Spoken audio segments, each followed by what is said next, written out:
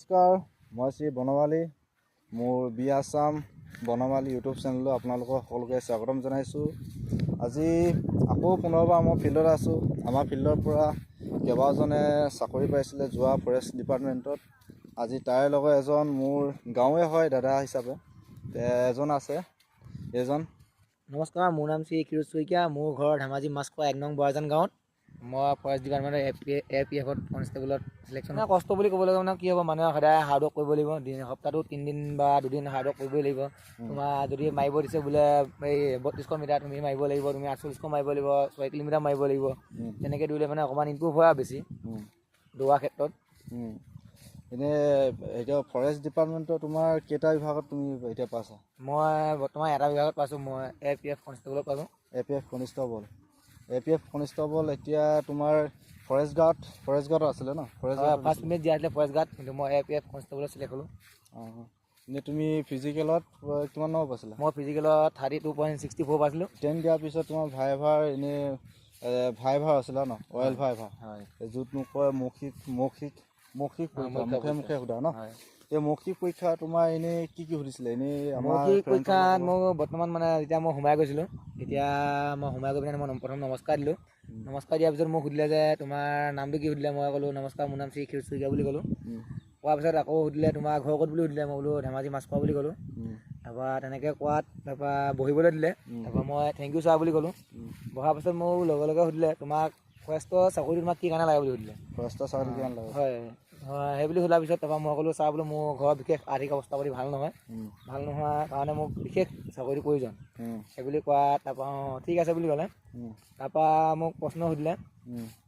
মোক সুধিলে মানে কি তোমালোকৰ যেতিয়া ধেমাজি ডিষ্ট্ৰিক্টখন যেতিয়া ডিষ্ট্ৰিক্ট হোৱা নাছিলে, মানে যেতিয়া মানে চাব হেৰিয়ত আছিলে, তেতিয়া কাৰ লগত সংযোগ আছিলে? তেতিয়া মানে তেনেকৈ সোধাৰ পিছত মই ক'লোঁ যে ছাৰ বোলো লখিমপুৰ জিলাৰ লগত সংযোগ আছিলে। তাৰপৰা সেই বুলি ক'লোঁ। তাৰপৰা ঠিক আছে হৈছে বুলি ক'লে। তাৰপৰা সুধিলে এজনে তোমাৰ আমাৰ অসমৰ পুৰণি নামটো কি বুলি সুধিলে। অসমৰ পুৰণি নাম কি? হয়, অসমৰ পুৰণি নাম কি বুলি সোধাৰ পিছত মই ক'লোঁ যে অসমৰ পুৰণি নাম প্ৰাগজ্যোতিষপুৰ আছিলে সেই বুলি ক'লোঁ। ঠিক আছে বুলি ক'লে। তাৰপৰা সুধিলে বৰ্তমান এতিয়া আমাৰ অসমৰ ৰাজধানী দিছপুৰ হৈ আছে। দিছপুৰৰ আগতে কি আছিলে পুৰণাটো কি আছিলে বুলি মই তেতিয়া ক'লোঁ যে ছাৰ বোলো শ্বিলং আছিলে বুলি ক'লোঁ। তাৰপৰা হয় ঠিক আছে হৈছে বুলি ক'লে। তাৰপাছত সুধিলে তোমাৰ আমাৰ মানে কি ব্ৰহ্মপুত্ৰ নদীৰ আন এটা নাম কি সুধিলে। ব্ৰহ্মপুত্ৰ নদীৰ আন এটা নাম মই তেতিয়া ক'লোঁ লুইত বুলি ক'লোঁ। তাৰপৰা ঠিক আছে ঠিক আছে বুলি ক'লে। তাৰপৰা সুধিলে ধেমাজি আৰু ডিব্ৰুগড় সংযোগ কৰা দলংখনৰ নামটো সুধিলে। ধেমাজি আৰু ডিব্ৰুগড় সংযোগ কৰা দলংখনৰ নাম মই তেতিয়া ক'লোঁ বগীবিল দলং বুলি ক'লোঁ। তাৰপৰা ঠিক আছে বুলি ক'লে। হ'ব তুমি এতিয়া যোৱা বুলি ক'লে। যোৱা বুলি কোৱাৰ পিছত মই থেংক ইউ ছাৰ বুলি কৈ মই গুচি আহিলোঁ। এইখিনি আমাৰ অইল ভাইভাৰ যোনটো কয় মৌখিক পৰীক্ষা। মই ইণ্টাৰভিউ মাৰিলোঁ। ইণ্টাৰভিউ মাৰোঁতে 2015 চনত মাৰিলোঁ। সেইবাৰ মই দৌৰিব নোৱাৰিলোঁ।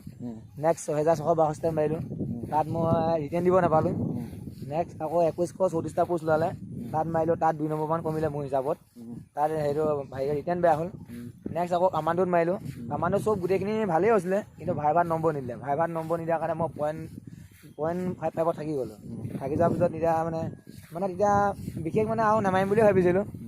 মানে লগৰ কিছুমানে গৈ ক'লে যে ইমান সোনকালে যদি হাৰ মানিলে কি হ'ব, ব'ল আকৌ নেক্সট ওলাই আছে, ফৰেষ্টত ওলাই আছে, এনেকৈ বুলি কোৱা কাৰণে পিছত মই আকৌ এসপ্তাহমান হেৰি কৰাৰ পিছত মই আকৌ আহিলোঁ। অহাৰ পিছত ফিল্ডত দৌৰিলোঁ লগৰখনৰ লগত। দৌৰি মেলি চব গোটেইখনতে কোৱালিফাই হ'লোঁ। গোটেইকেইটাতে কোৱালিফাই হ'লোঁ। কোৱালিফাই হোৱাৰ পিছত তোমাৰ এতিয়া APF চাকৰিটো পালোঁ। আহিবলগীয়া যোনখিনি এতিয়া পোষ্টটো ওলাব বুলি কৈছে ন? হয়। যিহেতু যদি ওলায় তেতিয়াহ'লে আমাৰ আহিবলগীয়া ল'ৰাখিনি কেনেকৈ কষ্ট কৰিব লাগিব? আহিবলগীয়া ল'ৰাখিনি কি এতিয়া যিখিনি এতিয়া পোৱা নাই, বিশেষকৈ দাদা ভাইটি ভণ্টিহঁতেও যিখিনি পোৱা নাই, মই সিহঁতি হতাশ হ'ব নালাগে। মই এটাই জানো কষ্ট কৰিলে এনেও ফল পাবই এদিন নহয় এদিন। আৰু হতাশ হৈ দিব নালাগে। কেলৈ তোমাক যোনটো পোষ্টৰ কাৰণে ভগৱানে ৰাখি থৈছে, ভগৱানৰ ওপৰত বিচাৰ ৰাখিব লাগে যে ময়ো এদিন পাম। সেই আশাটো এৰিব নালাগে। আৰু কষ্টটো সদায় কৰি থাকিব। কমাণ্ডো ওলাব, ABUB ওলাব, সেইখিনি ভালকৈ প্ৰিপেৰেশ্যন কৰিলেই হ'ল। বাকী তোমাৰ তেতিয়া থাকি যোৱা বা ৰৈ যোৱা তেতিয়া হতাশ হ'ব নালাগে। হতাশ হোৱা ভুক্তভোগীটো তেতিয়া তোমাৰ নাইকিয়া হৈ যাব। বিশেষ কেলৈ নাইকিয়া হ'ব, তোমাৰ এতিয়া মই নাপালোঁ, সেইবাৰ নাপালোঁ নাই মোক নালাগে এইবাৰ, মই এবাৰ বাঘৰ লিখা যুঁজিম। কথা সিমানে এনেকৈ ধৰিলে জীৱনত ছাকচেছ হ'বই। এতিয়া এনেই ফৰেষ্টত আৰু কামাণ্ডোত ওলাব ন? কামাণ্ডো ওলাব, ABUB ওলাব, ফৰেষ্ট আৰু কামাণ্ডোত। গতিকে আমি সকলোৱে যুঁজা কৰিব হ'ল আৰু হাৰ্ড প্ৰেক্টিচ কৰিব হ'ল এনে কামত আমাৰতো তোমাৰ আমি যেতিয়া দৌৰিছিলোঁ তেতিয়া 48 দৌৰিব দিছিলে বৰ্তমান এতিয়া 48 দিব চাগে 48 4টা ইভেণ্ট থাকিব গোটেই 4টা ইভেণ্ট পাছ কৰিব লাগিব 4টা ইভেণ্ট থাকে দৌৰ থাকিব লং জাম্প থাকিব তোমাৰ বিম থাকিব আকৌ 100 মিটাৰ দৌৰ থাকিব 100 মিটাৰ দৌৰ থাকিব আৰু ফৰেষ্ট ডিপাৰ্টমেণ্টটো অলপ থাকি গৈছিলে ফৰেষ্ট ডিপাৰ্টমেণ্টৰ যদি তোমাৰ ফিজিকেল দিব আহে তাত কি কৰিব লাগিব তাৰ ইভেণ্টকেইটা কৈ দিবা ফিজিকেলত তোমাৰ কি আৰু তোমাৰ এতিয়া প্ৰথমতে মেডিকেল হয় এইটো চবেই জানে তাৰপৰা তোমাৰ প্ৰথম মেডিকেল নহ'লে বা ফিজিকেল তোমাৰ ডাইৰেক্ট মানে তোমাৰ হেৰি হ'ল তোমাৰ ডকুমেণ্ট চেক কৰিলে ডকুমেণ্ট চেক কৰাৰ পিছত ডাইৰেক্ট তোমাৰ হেৰি লগাই দিলে এইটো কি আছিলে চেছ নাম্বাৰ লগাই দিলে চেছ নাম্বাৰ লগোৱাৰ পিছত তোমাৰ লাইনত খাৰা কৰি পিনে তোমাক দৌৰিব লগালে দৌৰিব দিয়াৰ পিছত যি কোৱালিফাই হ'লে কোৱালিফাই হোৱা মানে ল'ৰাজনক আকৌ মেডিকেল কৰিব লৈ গ'ল মেডিকেল কৰাৰ পিছত আকৌ ডকুমেণ্টছ ভেৰিফিকেশ্যন কৰি ঘৰলৈ যাব দিয়া গতিকে সকলোৱে যিমানকেইটা ইভেণ্ট আছে